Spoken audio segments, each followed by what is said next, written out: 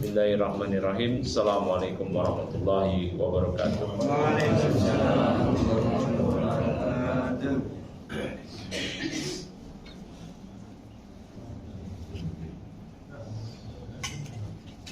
Innal hamdalillah nahmaduhu wa nasta'inuhu wa nastaghfiruh wa na'udzu billahi min shururi anfusina wa min sayyiati a'malina may yahdihillah fala mudilla lahu wa may yudlil fala hadiya lahu wa asyhadu an la ilaha illallah wahdahu la syarika lahu wa asyhadu anna Muhammadan abduhu wa rasuluhu amma ba'd.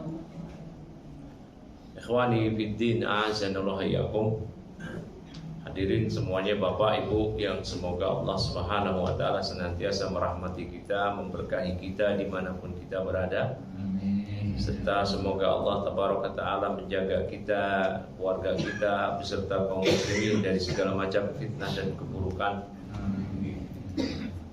Alhamdulillah, kita bersyukur kepada Allah akan nikmat hidayah, taufik juga dimudahkan oleh Allah untuk melakukan berbagai amal ibadah. Sholat subuh, kemudian dilanjutkan dengan kita menghadiri taman-taman surga, karena kajian majelis zikir itu adalah taman-taman surga di dunia. Ya. Dan kajian kita kali ini masih melanjutkan dari kajian Al-Arba'in. Sekarang kita masuk ke Al-Hadis Ar-Rabi', hadis yang keempat. Hadis Abu Abdurrahman Abdullah bin Mas'ud. Hadis Abdullah bin Mas'ud, sahabat yang mulia, sahabat senior yang masuk Islam di Mekah dari kalangan muhajirin. Ya.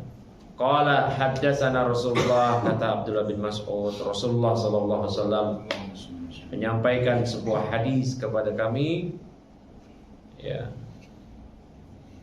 Wa huwa shadiqul masduq, dan beliau adalah orang yang jujur, al-masduq, dan dibenarkan.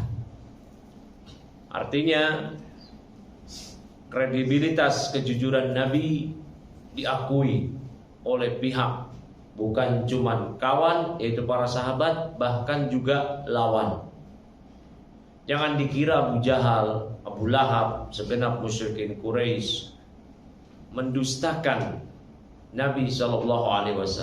Enggak, mereka percaya. Namun mereka masih enggan untuk melepaskan kebiasaan mereka, kebiasaan nenek moyang mereka, beribadah kepada Allah, tapi juga beribadah pada selain Allah dalam rangka mendekatkan diri kepada Allah. Ya, jadi jangan dipikir, jangan dikira, jangan disangka musyrikin Quraisy beribadah kepada berhala itu karena meyakini berhala itu yang mencipta, memberi rezeki, menghidupkan, mematikan. Tidak. Qul may yarzuquhum minas sama'i wal ard amma yamliku sam'a wal absar. Ya, katakanlah wahai Nabi kepada mereka, siapa yang memberikan rezeki kepada mereka? Siapa yang menciptakan pendengaran, penglihatan? Wa may yukhrijul mauta wa may yukhrijul hayya minal hayy. Ya. Dan siapa yang mengeluarkan yang mati dari yang hidup dan sebaliknya? Ya. Dan siapa yang mengatur alam semesta? Fasayaquluna Allah. Maka mereka akan jawab Allah. Jadi musyrikin Quraisy tahu. Namun mereka beribadah kepada selain Allah dalam rangka mendekatkan diri mereka kepada Allah. Jadi mereka yakin kebenaran Nabi. Apa kata Nabi SAW? Inna ahadakum, sesungguhnya salah seorang di antara kalian, yujma'u, dikumpulkan. Artinya karena manusia itu dikumpulkan dari air mani pria dan air mani atau sel telur ibunya wanita. Yujma'u fi batni, inna ahadakum yujma'u khalquhu fi batni ummihi arba'ina yawman. Sesungguhnya salah seorang di antara kalian dikumpulkan penciptaannya itu dari air mani bapaknya dan sel telur ibunya, air mani ibunya di perut ibunya selama 40 hari. Ya, inna khalaqnal insan min nutfatin amsyaj. Kami ciptakan manusia dari nutfah, dari air mani yang amsyad. yang mukhtalitah, yang bercampur. Ya. Yakhruju minas sulbi wat tara'ib, yang air mani itu keluar dari sulbi manusia. Ya, dari sulbi, dari tulang sulbi air mani itu. Ya, bukan dari dengkul. Orang Indonesia bilang dari dengkul. Dari tulang sulbi. Dan taraibnya sel telurnya ibunya, wanita. Ya. Arba'ina yauman, selama 40 hari. Nutfatan, masih dalam bentuk nutfah. Ya, nutfatan mani. Masih dalam bentuk nutfah 40 hari pertama. Summa yakunu fi dzalika 'alaqatan misla dzalik. Kemudian 40 hari kemudian berubah menjadi segumpal darah. Yatahawal al-mani ila dam. Dari segumpal mani 40 hari pertama, kemudian masuk 40 hari kedua berubah menjadi segumpal darah. Maka jadi 80 hari. 40 tambah 40. 40 dalam bentuk mani, 40 hari kemudian berubah menjadi segumpal darah. 80 hari, 2 bulan lebih. Ya. Summa yakunu fi dzalika mudghatan misla dzalik. Kemudian 40 hari kemudian berubah menjadi segumpal daging. Yang tadinya 40 hari kedua air mani berubah menjadi segumpal darah, maka di 40 hari ketiga mulai hari 81 sampai hari ke 120 berubah menjadi segumpal daging, mudghah. Ya, qit'atul lahm, yaitu menjadi bongkahan atau sepotong atau kepingan daging. Ya, pada 40 hari yang ketiga atau 120 hari. Ya, kalau 120 hari dibagi 34, kalau sebulan 30 hari berarti 4 bulan. Ya, dan apa yang Nabi sabdakan waktu itu belum ada USG-an. Ya. Dan apa yang terjadi hari ini dari kandungan ibu di USG 40 hari ketiga alias 120 hari alias 4 bulan ternyata benar sudah menjadi segumpal daging. Umat Islam tidak perlu heran. Tanpa ada alat USG kita sudah benarkan. Oleh karena itu berimanlah siapa yang beriman dari kalangan kafirin ketika membaca hadis ini. Beberapa ilmuwan Yahudi ketika membaca hadis ini takjub, heran. Gimana ceritanya? 1500 tahun yang lalu, 15 abad silam, belum ada teknologi USG, sinar X dan seterusnya, kok Muhammad sallallahu alaihi wasallam bisa menyatakan, memberi informasi secara yakin bahwa 40 hari ketiga janin berubah menjadi segumpal daging, 40 hari kedua darah, 40 hari pertama masih gumpalan mani antara mani bapaknya dan mani ibunya. Ini tidak mungkin dari prediksi Muhammad, ini melainkan wahyu dari Allah. Masuk Islamlah beberapa ilmuwan yang beriman. Sebenarnya dari hadis ini aja sudah menunjukkan mukjizat Nabi SAW. Dari hadis ini, ya, dari hadis ini. Maka kalau sudah menjadi segumpalan daging, menjadi daging yang utuh, maka berlakulah ketentuan para fuqaha diantaranya. Ya, kalau dia bayinya ini, janin ini udah 4 bulan, kemudian keguguran, nah, maka ketika dikeluarkan berlakulah hukum-hukum jenazah. Ya, kalau dia ada di bulan Ramadan berlakulah zakat fitr bagi orang tuanya yang membayar dan seterusnya. Karena sudah menjadi jasad yang utuh atau dianggap menjadi jasad yang utuh dan beberapa hukum yang berkaitan dengan. Baik. Summa yursalu al-malaku, kemudian diutuslah al-malak, satu malaikat. Fayanfukhu fihi ar-ruha. Kemudian malaikat meniupkan roh pada janin tadi. Ya, roh yang nanti menjadi kehidupan untuk si janin. Barakallahu fikum. Dan ini adalah rahasia di antara rahasia Allah. Kita nggak tahu bagaimana hakikat roh. Hakikat roh, hakikat nyawa. Kita nggak tahu. Kita nggak bisa lihat. Ya, ada yang tahu rohnya ada di mana? Nggak tahu. Tapi nanti roh dicabut. Roh itu ada di tubuh kita. Dari yang ditiupkan malaikat di umur 4 bulan ketika masih dalam bentuk janin di perut ibu, nanti akan dicabut. Makanya dalam hadis ketika dicabut nyawa, ya kata Nabi SAW, ya inna ruha idza qubida tabi'ahu al-basaru. Roh apabila dicabut, maka mata si mayit akan mengikutinya ke atas. Makanya orang kalau meninggal matanya terbelalak ke atas. Itu bukan tanda su'ul khotimah, Pak, Bu. Tapi memang normalnya kata Nabi, roh, nyawa apabila diangkat, apabila dicabut, tabi'ahu al-basar, mata akan mengikuti.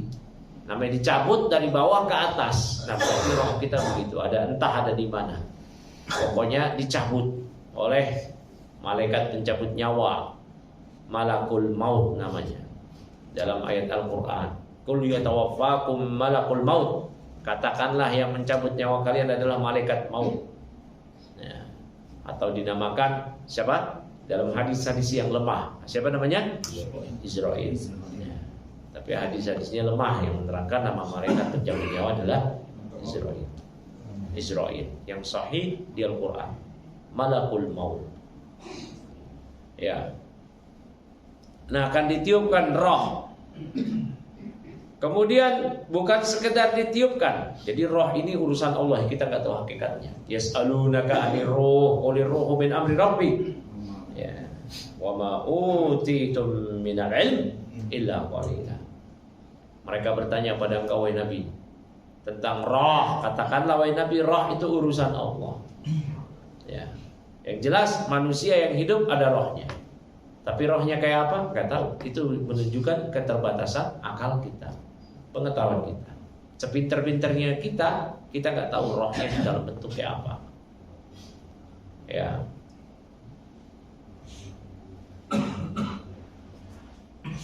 Wa yu'maru bi arba'i kalimatin. Kemudian diperintahkan kepada malaikat tadi untuk mencatat 4 kalimat. Bikatbi rizkihi, mencatat rezekinya, jatah rezekinya. Jadi ini takdir yang diambil dari Lauhul Mahfuz. Ya, di Lauhul Mahfuz dulu, yang ketika Allah baru menciptakan as dan air, kemudian Allah ciptakan kolam pena, kemudian Allah perintahkan kepada pena untuk mencatat takdir. Seluruh takdir duduknya kita di sini itu sudah dicatat di pena. Pena itu kapan terjadi pencatatan takdir? 50.000 tahun sebelum penciptaan langit dan bumi. Innallaha kataba maqadirul khalaiq qabla ayakhluqas samawati wal arda bi 50,000 sanah. Allah telah mencatat takdir seluruh makhluk 50.000 tahun sebelum Allah ciptakan langit dan bumi. Nah, 4 catatan takdir di perut ibu bagi janin itu diambil dari sana. Berarti ini malaikat tahu. Ya, malaikat yang mencatat tahu. Sebelumnya nggak ada yang tahu. Ya, di catatan takdir di Lauh Mahfuz. Lauh lembaran catatan takdir. Mahfuz terjaga. Terjaga dari apa? Kata para ulama, terjaga dari 2 hal. Terjaga dari diketahui oleh makhluk siapapun. Yang kedua, terjaga dari taghyir, perubahan, gak ada revisi. Gak ada revisi. Saya pernah terangkan ya, doa merubah takdir, bagaimana penjelasan hadisnya waktu itu di sini ya. Gak ada revisi. Apa yang sudah dicatat di takdir dulu 50.000 tahun, gak ada perubahan. Sama sekali gak ada perubahan. Itu pasti bakal terjadi. Allah telah kehendaki. Nah, itu pasti terjadi. Baik. Bikatbi rizkihi, catat rezekinya, jatah rezekinya, dicatat. Jadi malaikat di sini tahu, ya, jatah rezeki dia. Maka selama dia hidup, dia akan mendapatkan jatah rezekinya, nggak akan kurang. Kapan rezekinya habis? Kalau dia mati, nah, berarti habis jatah rezekinya. Ya. Bikatbi rizkihi, maka rezeki makhluk itu nggak akan tertukar, tidak akan habis selama dia masih hidup. Selama dia masih hidup. Wa ajalihi, ajalnya, berapa jatah umurnya. Ya, namun dominannya usia umat Nabi 62-63 Hijriyah. Kalau ada orang sekarang, umur saya baru 61, udah 62 berarti Pak. Nah, umur saya baru 61, alhamdulillah. Udah 62 berarti. Bonus. Nah, semua hatta yang masih muda dikit lagi. Jadi nggak ada yang saya masih muda belum 60 aman, enak aja. Nggak ada yang tahu. Cuma dominannya 62, 63 hitungan hijriah. Ya. Dan seorang yang udah masuk ke umur 40 itu udah was-was, sudah banyak muhasabah. Ya. Karena masuk usia 40 udah nggak muda lagi, udah masuk usia dewasa. Dan beda Pak ya, orang yang melakukan dosa ketika masih muda sama sudah aki-aki nini. Beda. Dosanya double. Ya. Karena faktor pendorong maksiat di kala tua itu sedikit. Beda dengan muda. Yang Mas. Udah aki-aki masih keladi. Waduh. Nah. Awas. Azab itu bisa double, Pak. Ya. Udah tua keladi beda dengan maksiat anak muda. Mencuri, berzina, ya, berzina dengan saudari sedarah semahram, ibu kandung, kakak, adik, keponakan, ipar, itu beda dengan berzina dengan selainnya. Berzina dengan tetangga itu beda hukumnya dengan selainnya. Makanya kata para sahabat ketika Nabi SAW bertanya apa tentang hukum mencuri, hukum berzina, kata para sahabat haram Allah wa Rasul, haram diharamkan oleh Allah dan Rasul. Kata Nabi apa? La yasraq ar-rajul asyra abyad aisar lahu min ayasriqa baita jari. Seorang mencuri, menggarong, merampok 10 rumah itu lebih mending dibanding dia menggarong, merampok 1 rumah tetangganya. Ya. La yazni ar-rajul bi asyra niswah aisar lahu bi ayasniya bi imraati jarih. Seorang berzina dengan 10 wanita itu lebih mending daripada dia berzina dengan 1 tetangganya. 1 wanita tetangganya. Tetangga batasannya gimana? Kata Hasan Al-Basri, 40 rumah ke depan, ke belakang, ke kiri, ke kanan. Sebagian ulama lagi mengatakan dobitnya disesuaikan dengan urf kebiasaan. Kalau kita mengatakan 1 RT tetangga, 1 RT, 1 gang tetangga, 1 gang. Maka hati-hati mata jelalatan kepada tetangga. Ya, hati-hati. Jelalatan kepada wanita yang bukan tetangga saja sudah perkara besar. Allah berfirman, wa qul lil mu'minin yaghuddu min absarihim.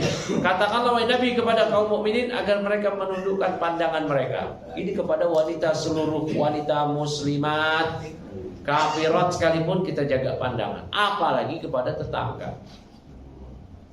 Ya. Terkait tetangga, mereka punya hak yang mesti dijaga. Kewajiban kita yang super kita mesti ekstra laksanakan. terkait kewajiban kita sebagai tetangga. Ya, maka menzalimi orang lain itu beda dengan menzalimi tetangga. Bersabar atas perlakuan buruk orang lain itu nggak seberapa dibanding dengan bersabar atas perlakuan buruk tetangga. Ya, kata Al Hasan Al Basri, ya, laisa husnul jiwar kafal adab, innama husnul jiwar ihtimalul adab. Ya, berbuat baik kepada tetangga bukan sekedar menahan diri kita dari memberikan gangguan kepada tetangga. Namun berbuat baik kepada tetangga adalah bersabar ketika tetangga memberikan gangguan. Nah, kalau tetangga memberikan gangguan, bersabar. Kalau dia nggak tahan, lapor RT atau yang punya otoritas di situ. Ya. Jadi Pak, memaklumi kesalahan orang, khusus tetangga, itu lebih ditekankan. Jadi berbuat baik pada tetangga itu tiga. Pertama, memberikan kebaikan kepada dia dalam bentuk ucapan kita atau perbuatan. Kita berikan hadiah, makanan, buah tangan, dan seterusnya. Yang kedua, tidak memberikan gangguan kepada tetangga. Tidak memberikan gangguan, apakah dalam gangguan ucapan atau perbuatan. Yang ketiga, berbuat baik pada tetangga adalah bersabar jika tetangga berlaku buruk atau memberikan gangguan pada kita. Ya. Nah, itu diantara bentuk pemuliaan terhadap tetangga. Man kana yu'minu billahi wal yawmil akhir falyukrim jarah. Siapa yang beriman pada Allah dan hari akhir, maka dia mesti muliakan tetangganya. Kita kembali ke hadis ini. Mengenai hadis tetangga, hadis yang itu nanti ada di Arba'in. Ya, kita kembali ke mereka. Ya. Wa amalihi, juga akan dicatat mengenai amal dia. Jadi amal dia itu sudah dicatat. Amal dia. Maka seorang tidaklah beramal kebaikan atau beramal keburukan, melainkan itu pasti sudah dicatat, ditakdirkan oleh Allah. Ya. Dan dia akan dimudahkan menuju amal baik atau amal buruk. Kata para sahabat ketika mendengar Nabi SAW menyatakan, semua di antara kalian udah ditentukan maq'aduhu, tempat duduknya, kaplingnya di surga atau di neraka. Maka sahabat mengatakan, ya Rasulullah, fala nattaqil ila kitabatina. Wahai Rasulullah, kalau begitu ya udah kita bersandar aja kepada catatan takdir kita. Pasrah aja. Kalau emang dicatat ditakdirkan jadi penduduk surga, ya jadi nggak kemana. Kalau maksiat, kalau ditakdirkan penduduk neraka, capek-capek beramal, ternyata neraka juga. Kurang lebih begitulah. Kata Nabi, la i'malu, nggak boleh, tetap mesti beramal kebaikan. Fa kullun muyassarun lima khuliqa lah, karena semua orang dengan dia beramal kebaikan atau beramal keburukan, berarti dia dimudahkan kepada takdir yang dia diciptakan. Kalau dia beramal kebaikan, meminimalisir keburukan, berarti memang dia dimudahkan oleh Allah untuk menuju takdir yang baik. Kalau dia beramal keburukan terus, dominannya amal keburukan daripada amal kebaikan, berarti dia dimudahkan oleh Allah menuju takdir yang buruk. Kemudian Nabi membacakan ayat, fa amma man a'ta wa saddaqa bil husna fasanyassiruhu lil yusra. Maka barang siapa yang memberi, bersedekah, bayar zakat, a'ta, beramal saleh, wa saddaqa bil husna, dan dia membenarkan al husna, surga, beriman pada hari kiamat, fasaniyassiruhu lil yusra, kami mudahkan dia ke jalan kemudahan. Wa amma man bakhila wastaghna, namun siapa yang bakhil, gak mau beramal, wastaghna, merasa cukup, wa kadzdzaba bil husna, dia mendustakan berita tentang hari kiamat, mendustakan surga, fasaniyassiruhu lil usra. Maka kami akan mudahkan dia ke jalan kesulitan. Seorang hamba menjadi sebab diri dia sendiri kepada nasib yang baik atau nasib yang buruk, sesuai dengan amalnya, niatnya.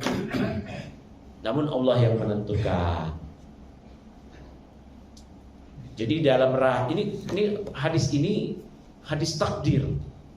Kita sudah bicara panjang lebar sampai 3 pertemuan mengenai takdir di hadis kedua. Hadis Jibril. Saya ulangi lagi, intinya terkait takdir cukup kita imani 4 tahapan takdir tadi. Masih ingat gak di hadis kedua kita bicarakan itu? Beriman pada takdir kan ada 4 tahapan. Mengimani ilmu Allah. Kita imani bahwa semua yang telah terjadi, sedang terjadi, akan terjadi, Allah telah ketahui. Yang kedua, mengimani kitabah, catatan takdir. Artinya semua yang telah, sedang, akan terjadi, kita imani Allah telah catat di Lauhul Mahfuz. Yang ketiga, al-masyiah, kita imani kehendak Allah. Artinya semua yang telah, sedang, dan akan terjadi Allah telah kehendaki. Yang keempat, al-khalq, penciptaan. Artinya semua yang telah, sedang, dan akan terjadi Allah ciptakan. Kita imani ini plus kita beramal. Udah itu aja. Gak perlu bertanya-tanya, masa Fir'aun ditakdirkan kafir? Sian amat. Itu urusan Allah, gak boleh ditanya. Perbuatan Allah gak boleh ditanya, Pak. Allah berfirman, la yus'alu wa hum yus'alun. La yus'alu amma yaf'alu wa hum yus'alun. Allah gak boleh ditanya terkait apa yang dilakukan oleh Allah. Mereka makhluk yang kelak akan ditanya. Allah gak boleh ditanya. Di ayat yang lain Allah berfirman, fa'alul lima yurid. Allah yang maha melakukan apa yang dia kehendaki. Namun kita imani bahwasanya semua perbuatan Allah mengandung hikmah. Hikmahnya itu apakah kita ketahui atau tidak kita ketahui. Mengetahui hikmah bukan kewajiban. Yang wajib ialah mengimani berita dari Allah, mengamalkan apa yang diperintahkan, menjauhi apa yang dilarang. Udah itu yang wajib. Mengetahui hikmah enggak wajib. Apa sih hikmahnya? Subuh 2 rakaat? Enggak perlu tahu hikmahnya apa. Yang wajib apa? Udah amalkan tuh sholat subuh 2 rakaat. Apa sih hikmahnya? Zuhur 4 rakaat? Enggak penting kita ketahui hikmahnya zuhur kenapa 4 rakaat. Yang wajib apa? Kita laksanakan itu zuhur 4 rakaat dan seterusnya. Sebagian orang otak ngatik dulu. Tar dulu, saya kalau nggak tahu apa maksud latar belakang perintah ini, saya nggak mau lakukan. Akal Anda terbatas. Ya, Anda aja nggak tahu taruh di mana tuh rohnya. Punya akal nggak? Punya. Mana akalnya? Ada di sini. Coba kayak apa? Bingung. Ya, terbatas akal manusia. Barakallahu fikum. Lanjut lagi. Ya. Wasyaqiyun aw sa'id. Ya, dan nasibnya bahagia atau sengsara. Ya. Bahagia atau sengsara telah dicatat. Kemudian kata Nabi sallallahu alaihi wasallam, ya. Fawalladzi la ilaha ghairuh, maka demi Allah, ya, maka demi Allah yang tidak ada ilah, tidak ada sembahan yang berhak disembah selainnya. Inna ahadakum, sesungguhnya salah seorang di antara kalian, la ya'malu bi amali ahlil jannah, dia benar-benar beramal dengan amalan penduduk surga, hatta ma yakunu bainahu wa bainaha illa dira', hingga jarak antara dia dengan surga cuman sejengkal lagi. Udah bentar lagi kalau dia mati udah masuk surga dia, karena dia banyak beramal amal kebaikan. Fayasbiqu alaihi alkitabu, namun dia didahului oleh kitab catatan takdir. Mau mati ternyata berlaku ketentuan Allah, apa yang telah Allah catat di Lauhul Mahfuz. Akhirnya fayamalu bi amali ahli nar, menjelang matinya dia beramal dengan amalan penduduk neraka. Nauzubillah. Fayadkhuluha, akhirnya dia masuk neraka. Nauzubillahi min dzalik. Ini ya, kata Nabi sallallahu alaihi wasallam, innamal a'malu bil khawatim. Amal itu yang jadi acuan adalah endingnya, akhirnya, khatimahnya, penutupnya, bukan awalnya. Ada orang yang seumur hidup dia kafir, menjelang matinya dia masuk Islam, beramal, mati masuk surga. Makanya ini penting kita husnul khatimah, berlindung pada Allah dari su'ul khatimah. Dan kita semua Bapak Ibu gak ada yang bisa jamin kita husnul khatimah. Namun seorang akan wafat di atas kebiasaannya, dengan niat yang baik dia. Mungkin ada orang yang ditakdirkan oleh Allah mayoritas hidupnya untuk ibadah, di akhir hidupnya dia kafir karena memang niatnya gak bagus. Allah yang Maha tahu niatnya. Maka perbaiki niat kita. Jangan sampai ada benih-benih kemunafikan. Beramal karena ingin dilihat, beramal karena ingin tetap diakui, beramal agar tetap dianggap eksis. Nauzubillah. Ya. Dan satu orang pun, saya, Bapak, Ibu semua, yang senior, junior, yang baru ngaji, udah lawas, gak ada yang bisa jamin kita mati di atas husnul khatimah. Gak ada. Kita hanya memohon pada Allah husnul khatimah, berlindung pada Allah dari su'ul khatimah, berupaya beramal kebaikan supaya kita mati di atas kebiasaan. Kalau biasa main catur, ya jangan heran kalau orang matinya lagi skakster.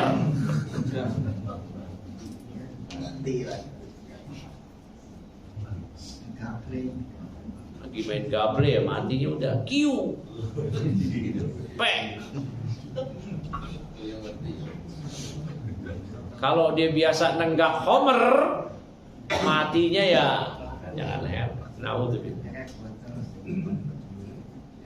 Lagi nyekek botol, lagi ekstasi, lagi narkoba, sehingga matinya overdosis.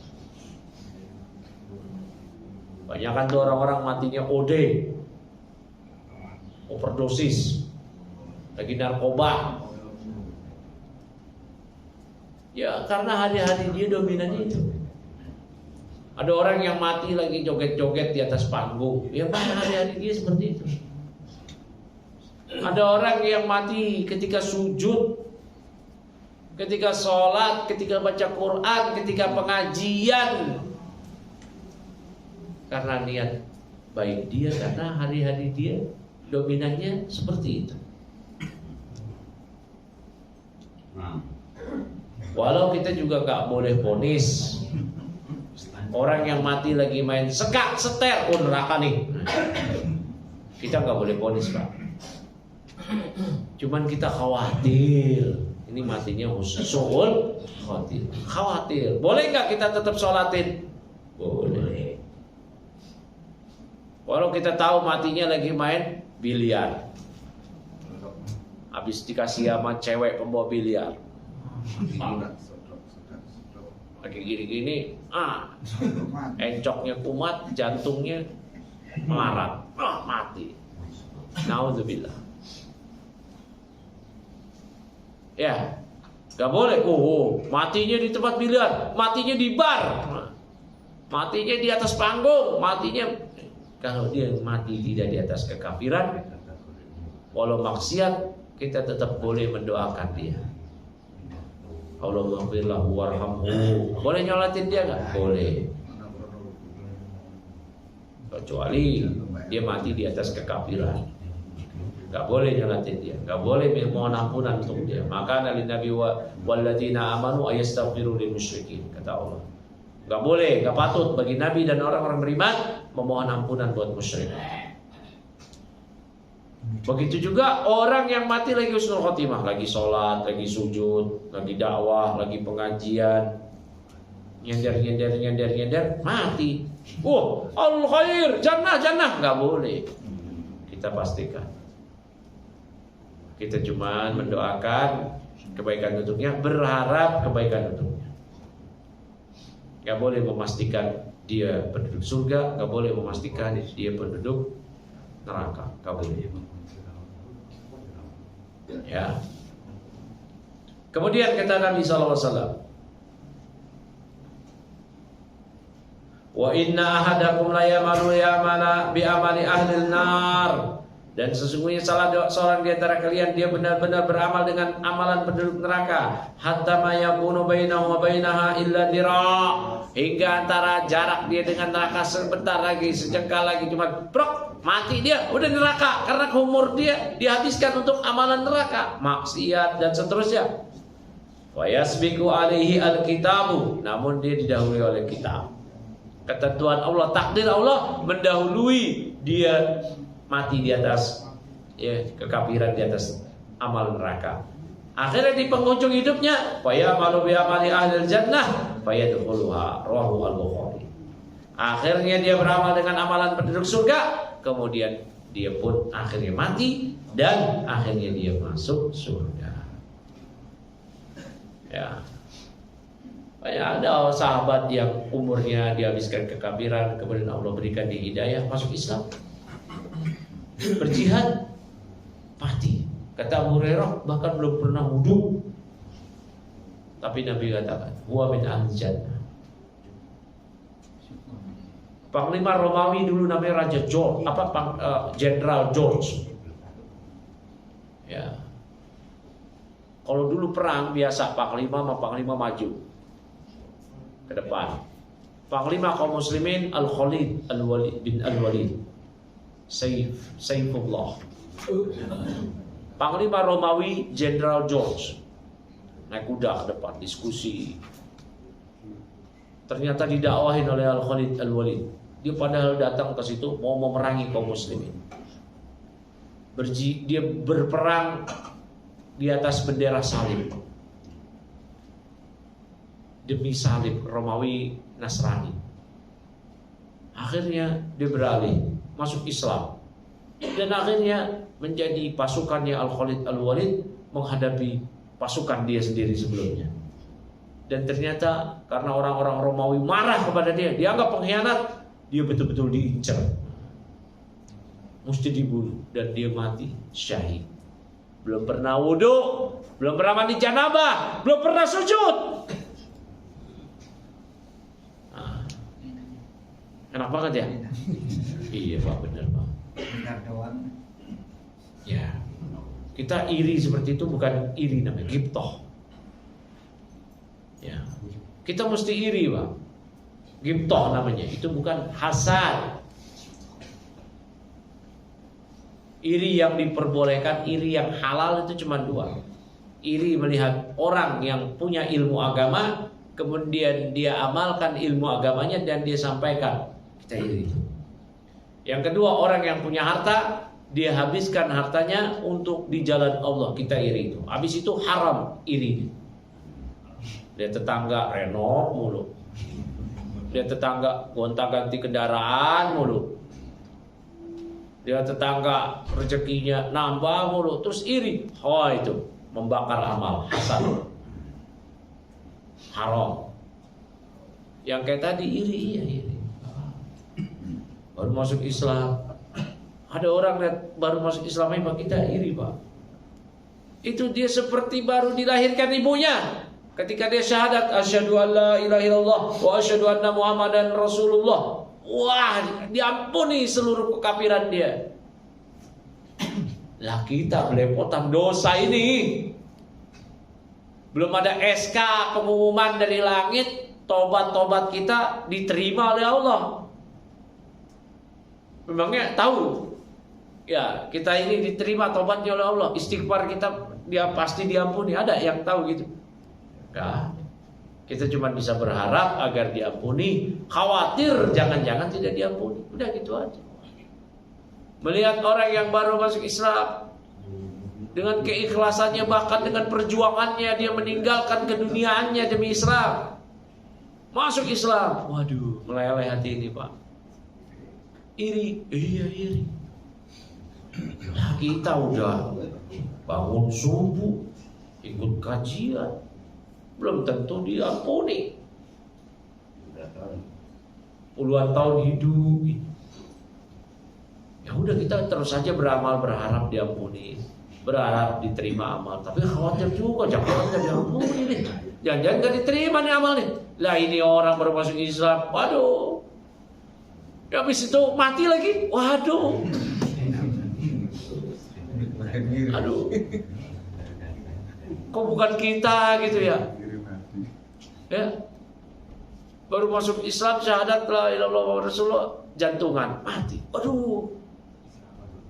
Ya Allah.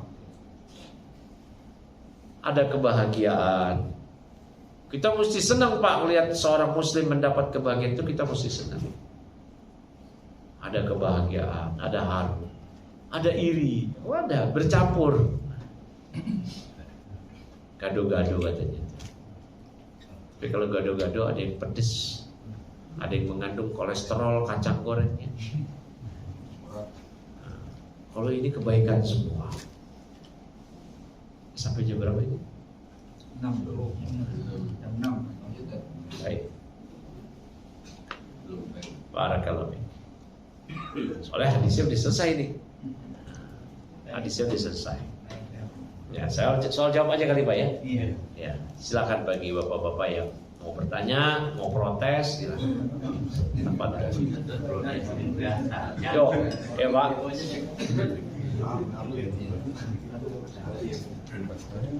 Silakan Pak. Assalamualaikum warahmatullahi wabarakatuh. Waalaikumsalam. Orang yang baru masuk Islam kan tentunya belum bisa apa-apa Ustaz tadi. Iya. Bahkan syahadat pun salah-salah barangkali. Iya, iya. Sekalipun begitu, misalnya baru ya taruhlah sebulan menjalankan masuk Islam. Tentunya kan ibadahnya belum sempurna baik salahnya. Iya. Itu gimana Ustaz? Orang yang baru masuk Islam, pertama dibimbing makna kalimat tauhid. Jadi kalau kita mau bimbing orang baru masuk Islam, jangan sekedar dibimbing syahadat, tapi dibimbing, diberitahu maknanya kalimat syahadat. Dikasih tahu Pak, supaya dia ketika Islam, dia yakini Islamlah agama yang hak, agama sebelumnya batil. Dia yakin bahwa Allah lah yang berhak disembah semata, tidak ada yang berhak disembah selain Allah. Ya, kemudian kita jelaskan makna Muhammad dan Rasulullah, bahwasanya Muhammad SAW adalah nabi yang wajib diikuti. Dibenarkan kabarnya, hadis-hadisnya dibenarkan, dijauhi segala larangannya, dan beribadah pada Allah melalui syariatnya. Dibimbing seperti itu. Karena ada orang masuk Islam, karena nggak dibimbing, akhirnya cuma pindah dari kekufuran yang satu ke kekufuran yang lain. Kan ada itu beberapa public figure, dia masuk Islam dari Nasrani. Pas udah Islam, jadi duta kaum pluralis, kaum liberal, kaum sekuler. Pas di Islam, dia tukang getol kampanye. Semua agama benar. Lah, ini mah pindah ke kufuran, kufur Nasrani ke kufur murtad. Nggak ada faedahnya. Ini karena hikmahnya adalah dia masuk Islam tidak dibimbing, atau ketika dibimbing oleh pihak yang salah. Ya, nah orang yang baru masuk Islam kemudian diajarkan sholat. Masuk Islam sebelum zuhur, masuk zuhur diajarin Al-Fatihah. Enggak hafal diajarin zikir. Subhanallah, walhamdulillah, wala ilaha illallah, Allahu akbar, wala haula wala quwata illa billah. Pengganti Al-Fatihah. Enggak mampu juga, susah. Ya udah, kata para ulama sebagaimana dijelaskan oleh Syekhul Islam Zakaria Al-Ansari di kitab beliau, ya, Tuhfatul Tullab, yaitu dengan dia berdiri sesuai dengan kadar diri dia seseorang baca Al-Fatihah, walaupun dia diam aja. Karena sholat itu wajib bagi orang yang baru masuk Islam sekalipun. Ya, kemudian diajarkan kewajiban-kewajiban kepada dia, wudu, mandi janabah, dikenalkan kepada dia rukun sholat, pembatal wudu, rukun mandi janabah, diajarin kewajiban kepada dia, mengenal hak Allah, hak Nabi, hak orang tua, hak keluarga, hak tetangga. Ya, sambil dibimbing. Sesuai dengan ketika dia masih jadi mu'alaf ya. Mu'alaf itu kan artinya mu'alafatul qulubuhum, orang yang baru dijinakkan hatinya. Kadarnya itu sebulan paling lama. Jadi nggak tepat ya. Saya pernah begini, Pak Ustadz, saya kan mu'alaf. Kapan mu'alafnya? Kapan masuk Islamnya? Dulu waktu sebelum nikah. Lah sekarang udah aki-aki mesti bilang mu'alaf. Mu'alaf itu baru seminggu. Dulu sebelum saya nikah, lah kan udah aki-aki Pak, udah bukan mu'alaf lagi. Sahabat kalau begitu mu'alaf semua dong. Umar bin Khattab dulunya berhala, sahabat semua, nggak ada yang disebut sahabat mu'alaf. Mu'alaf itu baru masuk Islam 3 hari, 7 hari. Karena terkait al-asma wal ahkam, terkait ini asma, penamaan, label mu'alaf terkait hukum. Mu'alaf itu berhak dapat zakat. Yang pertama. Ya, kapan masuk Islamnya? Udah setahun. Oh, udah nggak boleh dapat zakat. Bente bukan mu'alaf. Ini. Malah sebulan berarti. Sebulan pun udah bukan mu'alaf, Pak. Seminggu. Dia belajarnya itu dominannya itu seminggu 2 pekan lah. Udah 2 pekan. Udah habis itu udah. Yang kedua, Pak, ini terkait hukum ya. Label atau penamaan mu'alaf pertama tadi, dia berhak dapat zakat. Yang kedua, dia berhak dapat udzur. Dia baru masuk Islam, berzina,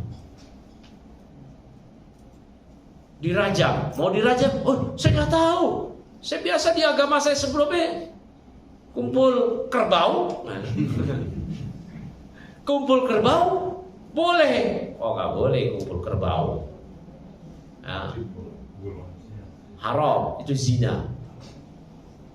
Maka dirajam nggak? Diberi udzur bil jahl. Kalau bukan mu'alaf, kumpul kerbau, dirajam. Nggak ada alasan. Saya nggak tahu zina itu haram. Haramnya zina itu dalam Islam maklum minad din bidarurah. Ini dijelaskan oleh para fuqaha. Apa itu maklum minad din bidarurah? Yaitu pengetahuan yang harus diketahui, yang kita nggak boleh nggak tahu. Haramnya babi, wajibnya sholat, wajibnya pakai hijab, haramnya zina, haramnya khamar, haramnya judi, haramnya riba, seorang gak boleh gak tahu. Haramnya mencuri, ketika dia mencuri potong tangan. Saya gak tahu. Kenapa kamu gak tahu? Baru masuk Islam. Udah setahun, potong tangan. Kenapa gak belajar? Berzina, saya gak tahu. Kenapa kamu gak tahu? Ya, nggak ngaji, ngapot, dirajam. Haramnya babi wajib diketahui oleh segenap muslim. Jangankan muslim, Presiden Rusia Vladimir Putin aja tahu babi itu haram. Ketika rapat menteri-menterinya, menteri perdagangannya usul, "Woi Putin, kita ekspor daging babi kita ke Indonesia." Kata Putin, ketawa Putin, Indonesia itu muslim, gak makan babi. Tuh, Putin aja tahu babi haram. Terus ada kita gitu di sini, tinggal di Indonesia. Wah, masa babi haram? Terus dimakan babi, nggak dosa gitu? Menghalalkan babi kafir, Pak, walaupun dia nggak makan babi. Ya, sama seperti menghalalkan zina. Menurut saya zina itu boleh-boleh saja kalau suka sama suka. Kalau pakai kondom, maka dia kafir, murtad, keluar dari Islam. Walaupun dia cuma berpendapat, dia tidak berzina. Ini ijma' ulama. Orang yang menghalalkan zina, kafir murtad. Orang yang mengatakan sholat 5 waktu tidak wajib, walaupun dia sholat, dia kafir murtad, keluar dari Islam. Kayak ada yang berpendapat sholat tuh gak wajib pakai gerakan, cukup eling. Murtad ini orang. Ijma ulama. Yang gak menganggap dia murtad bahaya lagi, murji'ah. Barakallahu fikum. Nah, ini harus dipahami ya tadi nih, konsekuensi dari penamaan mu'allaf. Maka kalau mu'allaf bermasuk Islam, dia minum khamar, nenggak khamar. Apa hukum Islam nenggak khamar? Dicambuk. Ya, para ulama berbeda pendapat, apakah 40 kali cambukan atau 80. Dalam mazhab Syafi'i 80 kali cambukan. Orang baru masuk Islam, wah, saya nggak tahu, saya biasa nenggak khamar tuh, biasa. Saya nenggak khamar di gereja bahkan katanya. Karena baru masuk Islam, mu'alaf nggak dicambuk. Ya, nggak dicambuk. Nah, makanya ini Pak, label mu'alaf itu ada konsekuensinya hukum. Nggak boleh sembarangan kita bilang seorang mu'alaf. Ya, saya baru masuk Islam, kapan? Setahun, enggak, udah bukan mu'alaf lagi. Ya, jadi jangan ngaku-ngaku ya. Dulu waktu nikah masuk Islam, karena istri Islam, karena suami Islam, terus ngaku-ngaku mu'alaf. Oh ini nggak boleh. Karena ada konsekuensi. Ya, jangan coba-coba ngaku-ngaku. Sebulan udah masuk Islam ngaku mu'alaf, itu sebulan. Apalagi udah berpuluh-puluh tahun. Nah, saya dulu sering digituin. Pak Ustadz, saya kan mu'alaf. Kapan masuk Islamnya Pak? Dulu istri saya muslimah, saya non muslim. Lah udah aki-aki sekarang mu'alaf, enak aja. Mu'alaf itu bukan maksudnya dulu dilahirkan bukan muslim terus masuk Islam. Kalau begitu sahabat mu'alaf semua Pak. Yang Islam tok itu cuma Nabi. Kan sahabat semua bersyahadat semua. Ya. Ada ya, Umar bin Khattab mu'alaf gitu. Abu Bakar As-Siddiq mu'alaf, Abu Hurairah mu'alaf gitu. Disebut mu'alaf gitu. Enggak ada. Ya. Jangan salah paham. Barakallahu fiik. Bisa dipahami ya? Nah, jadi seperti itu mengenai mu'alaf. Ada yang lain? Silakan. Ya. Assalamualaikum warahmatullahi wabarakatuh. Waalaikumsalam. Terima kasih atas pencerahannya hari pagi. Sebenarnya saya juga merasa agak terbang ambing. Soalnya masalah tadi Pak Ustaz mengatakan bahwa roh itu adalah rahasia Allah. Apa? Roh itu adalah rahasia Allah. Dan ini menjadi pertanyaan bagi saya bahwa penciptaan manusia itu kan melalui beberapa tahap ya. Ada alam alam dalam kandungan dan alam dunia dan alam akhirat gitu ya Pak. Saya biasanya heran Pak, roh itu kan istilahnya diciptakan pada saat dalam kandungan tadi 4 bulan itu, terus berkembang. Pada saat kita berakhir nanti hidup kita itu dikatakan bahwa kembali lagi kepada Allah. Ya gitu, roh ditarik lagi kembali kepada Allah. Hingga di dalam dunia ini ada dua apa istilahnya, ada roh dan ada jasad. Sehingga pada saat kami manusia mati itu biasanya kan ada namanya sitam kubur ya. Sitam kubur ini adalah jasad yang disiksa atau roh yang disiksa gitu. Karena katanya sudah ditarik kembali. Yang pertama. Yang kedua menyangkut masalah takdir. Kalau kita memahami setengah-setengah, otomatis kita akan terpengaruh bahwa takdir sudah ditentukan. Seperti kita mengatakan, ngapain salat, ngapain mengerjakan amal ibadah dan sebagainya, sudah ditakdirkan kita jadi begini, kan gitu tadi.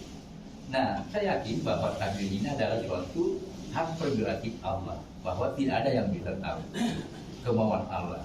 Seperti kita ada orang penyamun yang membunuh berapa 9 ulama ya, pada saat terakhir kok dia tidak ini dan berjalan mati gitu ya, mati di tengah jalan dia punya kebaikan dan keburukan, sehingga seolah-olah bahwa kisah ini adalah bahwa prerogatif Allah bahwa memberikan hidayah. Berarti prinsip bahwa kita tidak usah mengatakan takdir tidak, tetapi bagaimana usaha kita manusia untuk mencari keridhaan Allah dengan cara mendekatkan diri kepada Allah. Karena manusia hanya dilihat daripada ketakwaannya. Jadi manusia dilihat. Nah, bagaimana supaya hidayah ini bisa tercipta kepada kita dan takwa-takwa yang kita lakukan itu bisa berada pada kita. Istilahnya kiat-kiat apa yang kita berikan. Ya. Mengenai pertanyaan pertama roh. Kan tadi disebutkan fayanfukhu fihi ar-ruha. Maka malaikat meniupkan roh ke janin. Roh itu sebenarnya sudah ada. Ada fase namanya fase roh. Allah kumpulkan, Allah ciptakan roh-roh ini. Roh-roh kita ini sudah ada dulu. Kemudian Allah tanya kepada kita dulu. Cuman waktu itu kita belum ditaklif, belum dibebankan syariat. Dibebankan syariat ketika roh sudah bersatu dengan jasad. Kayak gini, udah jadi badan manusia. Bahkan ketika sudah keluar dari perut ibu, belum ditaklif juga, kecuali sudah balik. Masih kecil belum ditaklif, dibebankan syariat. Dulu sebelum roh ditiupkan ke janin, udah diciptakan roh. Bahkan kita ditanya, Allah Ta'ala berfirman di Al-Quran, ya, mengenai hal ini pertanyaan Allah kepada para roh. Kita ada semua di situ. Alastu bi rabbikum? Qalu bala syahidna. Bukankah aku Rabb kalian? Kata Allah kepada roh-roh. Kata roh-roh itu semua, iya, kami menyaksikan kau adalah roh kami, Rabb kami. Kemudian ditiupkan roh tersebut ke jasad.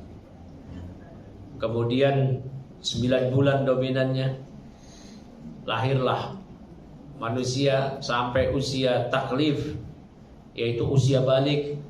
Kemudian dicatat amal kebaikan, amal keburukan.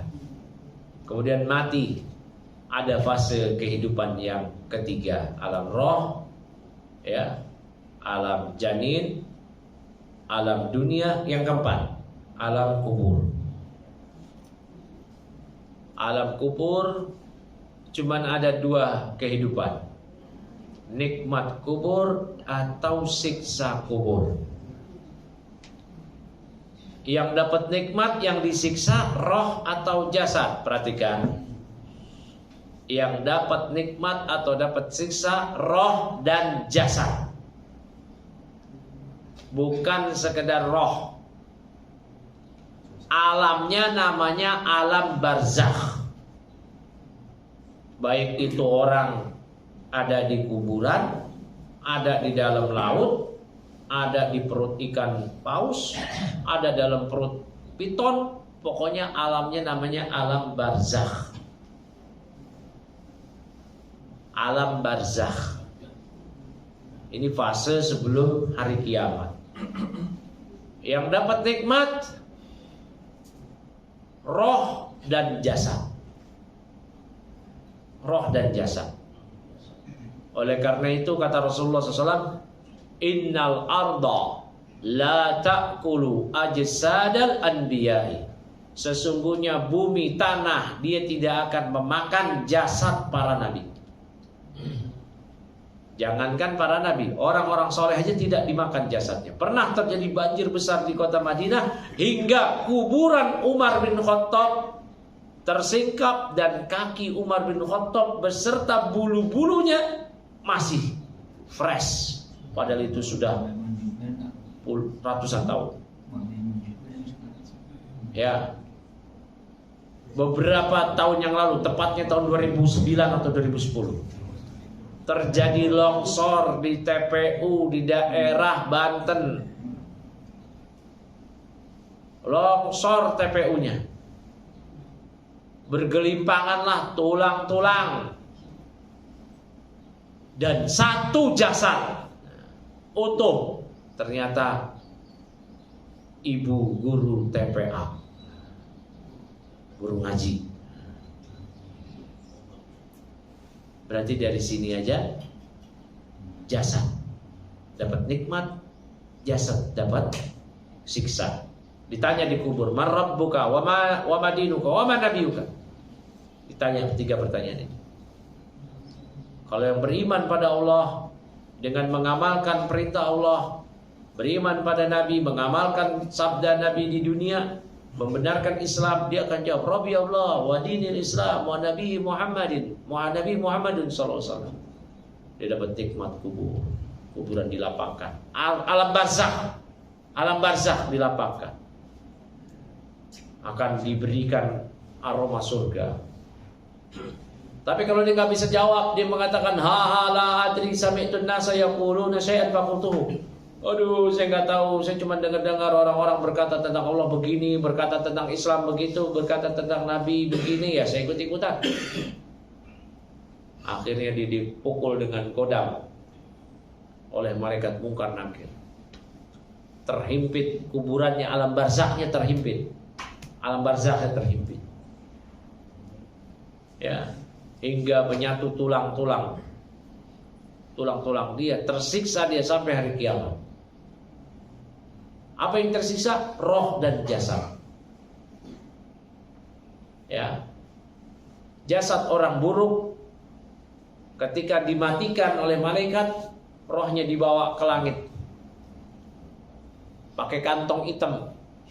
Baunya busuk, kemudian dibalikin lagi ke alam barzakhnya, menyatu dengan jasadnya. Maka terjadilah siksa kubur sampai hari kiamat. Jadi nggak ada namanya orang kalau di kuburan karena dia mati dizolimin, minta izin sama malaikat Munkar Nakir, saya mau balas dendam. Nggak ada itu, keyakinan khurafat itu. Kalau udah mati bisa balas dendam. Khurafat. Dia sibuk Pak di kubur, alam barzakh. Kalau dia buruk amalnya, ya disibuk dengan siksaan sampai hari kiamat. Ya, nggak ada minta waktu bentar balik lagi ke dunia. Malam Jumat balik lagi. Nggak ada balik lagi malam Jumat. Atau talinya belum dicopot, tali pocongnya dia datang ke rumahnya minta copotin dong. Itu jin. Tapi benar kakek saya, almarhum kakek saya datang ke rumah malam Jumat. Itu bukan kakek Anda, jin. Niruin kakek Anda bisa, niruin macan bisa, niruin anjing hitam bisa, gampang pakai jin. Niruin. Itu jin. Maka akidah khurafat yaitu meyakini orang yang udah wafat masih bisa balik lagi ke dunia. Ini akidah kekufuran, Pak. Hati-hati. Jadi orang Islam nggak ada tuh namanya meyakini orang yang udah mati bisa balas dendam. Gentayangan. Yang gentayangan itu jin. Maka kalau ada jin datang menyerupai nenek kita, kakek kita, tabok Pak jinnya, Pak. Tabok jinnya. Tabok. Masuk Islam kamu. Ucap la ilaha illallah. Dasar jin kafir. Tabok. Tabok pakai ayam. Tabok Pak. Tabok jinnya Pak. Ucapin la ilaha illallah, Allah Akbar. Mau nipu saya kamu jin? Salah orang. Tabok. Apa kata orang sekarang? Tidak semudah itu permusuh. Jinnya bisa nabok kita nggak? Ya bisa, apa-apa tabok lagi. Pakai sesajen. Nah, sesajen, jangan kufur Pak. Ya. Baik, barakallahu fikum. Ya, nah itu yang pertama. Yang kedua, kiat-kiatnya gimana?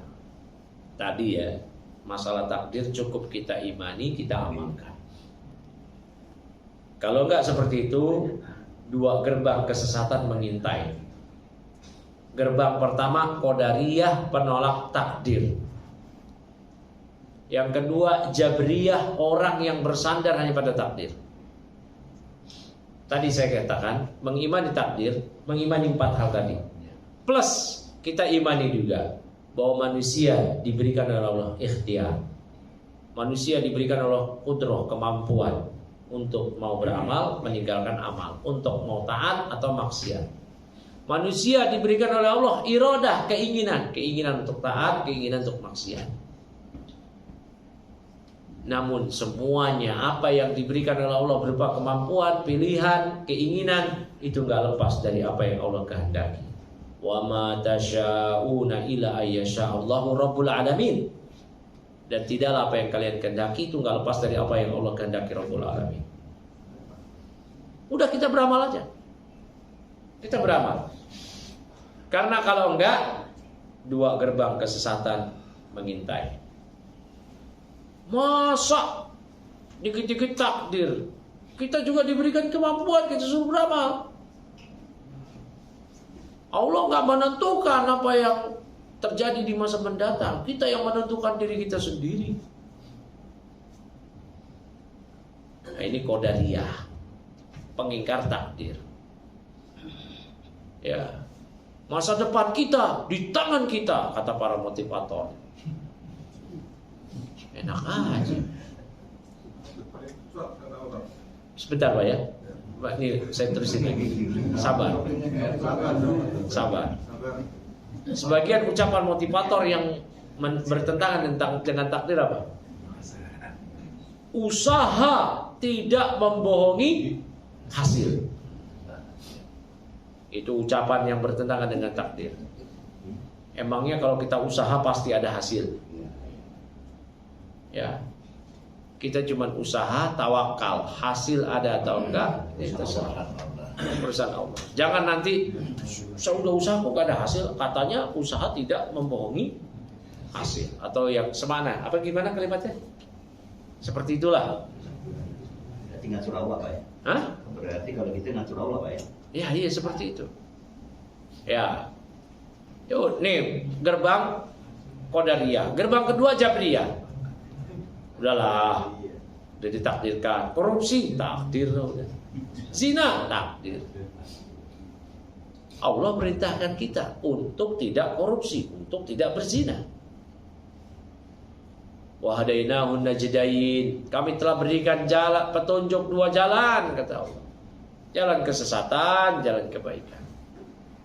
Dipilih jalan kesesatan, maka dia melakukan, Allah adab. Nggak bisa dia, udah ditakdirkan. Ya. Namun apa yang dia pilih nggak lepas dari ketentuan Allah. Begitu. Cukup ya. Subhanakallahumma bihamdik, asyhadu an la ilaha illa anta, astaghfiruka wa atubu ilaik. Assalamualaikum warahmatullahi wabarakatuh.